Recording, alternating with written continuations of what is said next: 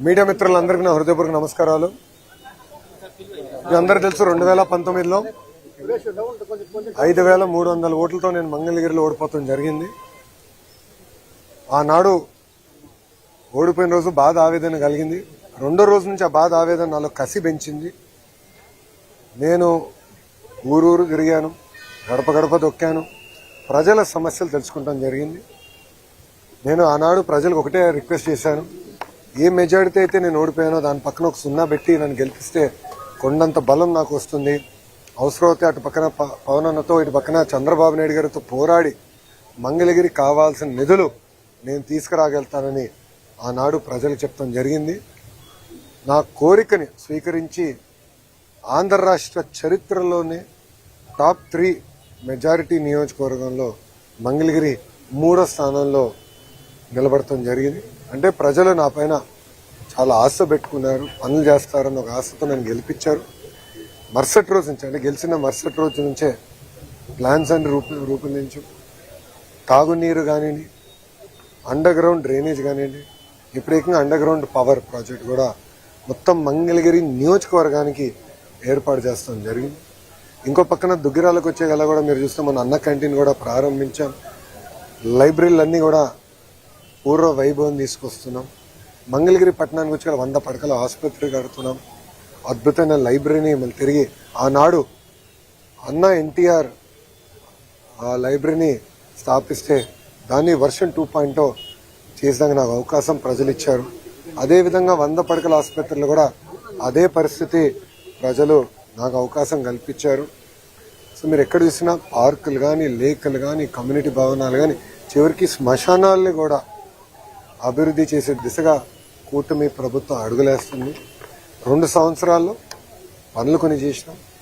అన్ని చేసేవని కాల్ రెగ్రేసుకుని తిరగట్లేదు, చేయాల్సిన పనులు కూడా ఇంకా ఉన్నాయి. కానీ భూగర్భ డ్రైనేజ్ అనేది చాలా కాంప్లికేటెడ్ ప్రాజెక్ట్. ఇంత చిన్న కార్పొరేషన్కి ఎక్కడ భారతదేశంలోనే ఎక్కడ రాలేదు.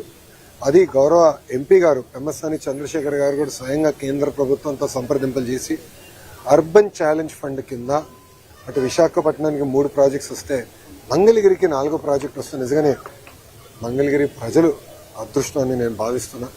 కానీ మంగళగిరి నియోజకవర్గం వాసిగా ఈ ప్రాజెక్ట్ని పర్సనల్గా పర్యవేక్షిస్తాం. నేను కూడా అధికారులు చెప్పాను, అన్ని తవ్వుకుంటా వెళ్ళి మళ్ళీ వర్షాకాలం వచ్చినప్పుడు ప్రజలు ఇబ్బంది పడతాం కాదు. ఎక్కడైతే తవ్వుతారో విత్తిన 7 రోజుల్లో అది మళ్ళీ 100% రిస్టోర్ చేయాలి. End to end black top వేయాలి ఆర్ వైట్ టాప్ చేయాలి. లొకేషన్ బట్టి కావాల్సిన ప్లాంటేషన్ కూడా ఒకేసారి చేస్తే ప్రజలు కూడా ఇబ్బంది పడరని నేను అధికారులు కూడా ఆదేశాలు జారీ చేశా. నా లక్ష్యం ఒకటే, అన్ని రంగాల్లో మంగళగిరి నియోజకవర్గం నంబర్ 1 ఉండాలనేది. దానికి అహర్నిశలు కష్టపడతా. ఎందుకంటే 91,000 మెజారిటీతో ప్రజలను ఆశీర్వదించి దీవించి శాసనసభకు పంపించినప్పుడు ఆ నమ్మకాన్ని నేను నిలబెట్టుకోవాల్సిన బాధ్యత నాపైనది.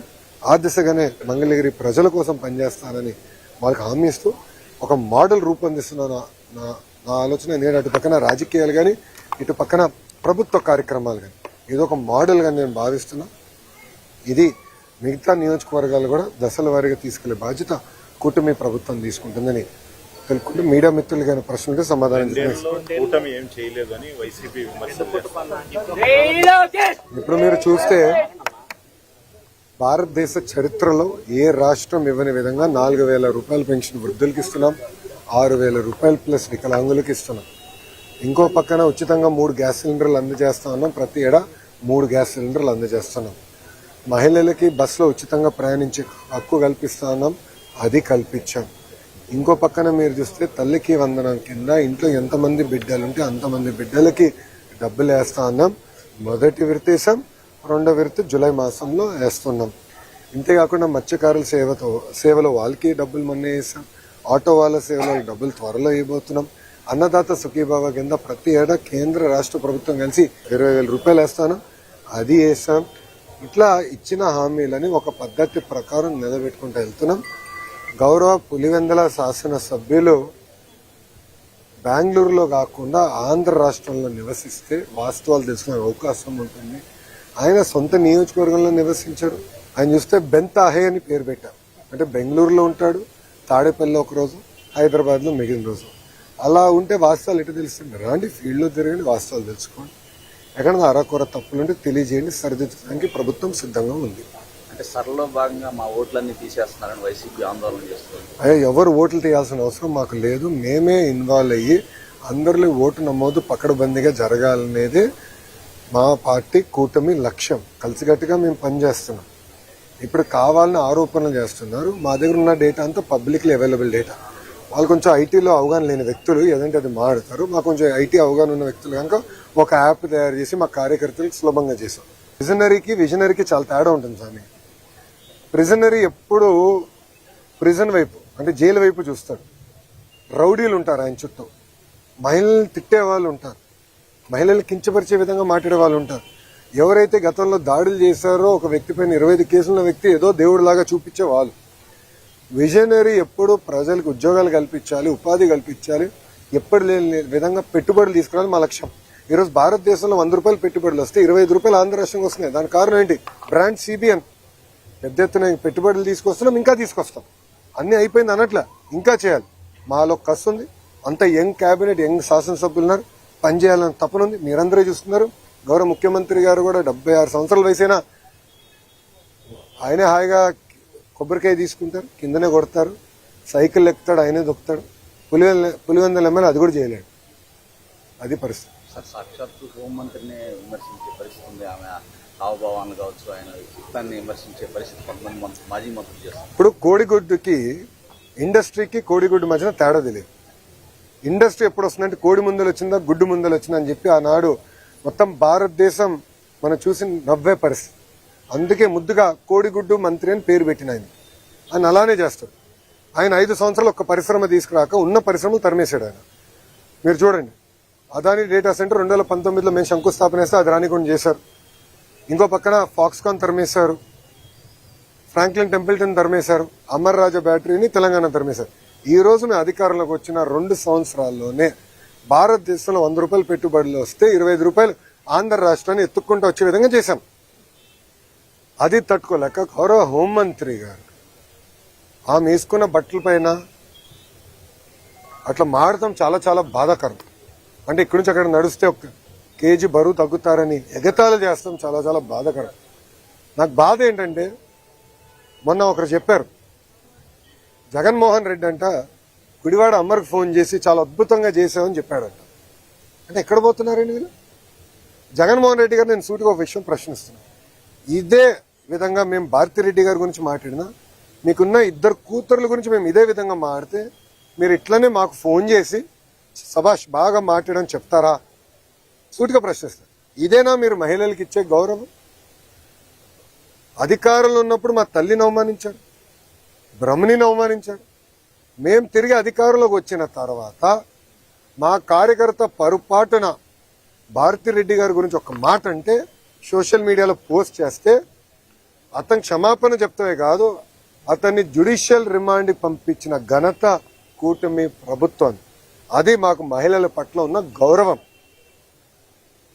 ఇప్పుడు ఒక రౌడీ షీటర్కి, ఒక ఫ్యాక్షన్కి, ఒక గొడ్డలి పార్టీలో ఉన్న గొడ్డలి బ్యాచ్కి మహిళల్ని గౌరవిస్తానని తెలియదు. అందుకే చెప్పా, జగన్ పేరులో జీ అనేది ఉంది కదే, గొడ్డలి. సొంత బాబాయిని లేపేశాడు. ఇట్లా వాళ్ళు ప్రజలను అవమానిస్తూ, మహిళలను అవమానిస్తూ, సొంత కుటుంబ సభ్యుల్ని చంపేసే పరిస్థితి వాళ్ళది. ప్రజల పక్షాన్ని నిలబడి మహిళల గౌరవం నిలబెట్టే సంస్కృతి మాది. థ్యాంక్ యూ మా. మీడియా మిత్రులకు ప్రశ్న అడగాలనుకుంటున్నాను, మీరు ఏమనుకోకపోతే. నన్ను మీరు ప్రశ్న అడుగుతారు, కానీ పులివెందుల ఎమ్మెల్యే వైజాగ్ వెళ్ళినప్పుడు మీరు ఒక్క ప్రశ్న అడగరే. అంటే మీరు అడుగుతున్నాడా, ఆయన పారిపోతున్నాడా, లేదంటే మీరు అడగరా? సో నేను అన్ని ప్రశ్నలు తీసుకున్నా. ఇది ప్రజాస్వామ్యం. అధికారంలో ఉన్న వాళ్ళు, ప్రతిపక్షంలో ఉన్న వాళ్ళు అన్ని సమాధానాలు చెప్పాలి. కరెక్ట్. ఆయన ఎందుకు చెప్పడబ్బా? దయచేసి అడగండి. ఆయన ఎప్పుడు పారిపోతున్నాడు? 100%. నేను చెప్పిన జగన్ ఎన్ని జనంలో ఎత్తినా డిఎస్సీని ఆపలేడు రాబాయ్. ఎందుకంటే పారదర్శిగా నేను నడిపించా.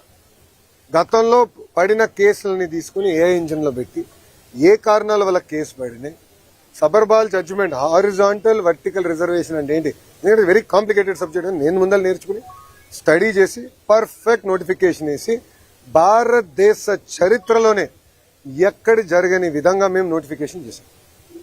అందుకే 150 రోజుల్లో 16,000 టీచర్ పోస్టులు భర్తీ చేశాం. మళ్ళీ టెట్ ఎగ్జామ్ జరుగుతుంది, డిఎస్సి నోటిఫికేషన్ ఇస్తాం, మళ్ళీ డిఎస్సి ఎగ్జామ్లు జరుగుతాయి, మళ్ళీ టీచర్ అపాయింట్మెంట్లు జరుగుతాయి. దాంట్లో ఎలాంటి సందేహం లేదు. మేము సాక్షి క్యాలెండర్ ఇవ్వట్లేదు, జాబ్ క్యాలెండర్ ఇస్తున్నాం. 10,000 ఉద్యోగాలతో జాబ్ క్యాలెండర్ ఇస్తున్నాం. దయచేసి నిరుద్యోగ యువకులు చెప్తున్నా, there is something called vertical horizontal reservation. First time horizontal reservation అమలు చేశాం. అది తెలుసుకోవాల్సిన బాధ్యత మీ పైన నా పైన ఉంది. ఇది హారిజాంటల్ రిజర్వేషన్ పాటించకపోతే సబర్వాల్ జడ్జిమెంట్ అనేది ఉంది. ఆ జడ్జిమెంట్ అడ్డంగా పెట్టుకుని ఈ వైకాపా పార్టీ మళ్ళీ కోర్టులో వేసి స్టే తీసుకొస్తారు. ఈ వైకాపా పార్టీకి చెందిన నాయకులే 240 కేసులు వేశారు స్వామి.